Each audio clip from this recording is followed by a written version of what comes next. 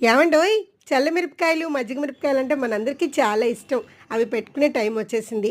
కొంచెం దళసరిగా పెద్ద పచ్చిమిరపకాయలు తీసుకుని ఇలా నాట్లు పెట్టి పుల్లటి మజ్జిగలో కొంచెం పసుపు, కళ్ళుప్పు కొంచెం బాగానే పడుతుంది, దాన్ని కూడా వేసి ఈ పచ్చిమిరపకాయలన్నీ ములిగేలాగా మజ్జిగను వేసేద్దాం. నేను ఒక స్పూన్ వాము పొడి కూడా వేసాను, చూపించడం మర్చిపోయాను. దాన్ని కూడా వేసి 3 రోజులు బాగా ఊరనివ్వండి. తర్వాత 3వ రోజు ఎండలో పెట్టి బాగా ఎండిన తర్వాత ఆ మిరపకాయల్ని అదే మజ్జిగలో వేసి ఆ రాత్రంతా బాగా ఊరనిద్దాం. కొంచెం టైం పడుతుంది కానీ చాలా ఈజీగా అయిపోతున్నాయండి ఇవి. సంవత్సరం పొడుగుతా నిల్వ ఉంటాయి, చాలా టేస్టీగా ఉంటాయి. వీటిని బాగా అలా ముంచి మర్నాడు మళ్ళీ ఒకసారి ఎండబెడదాం. ఎండాకాలం చక్కగా ఆరిపోతాయి.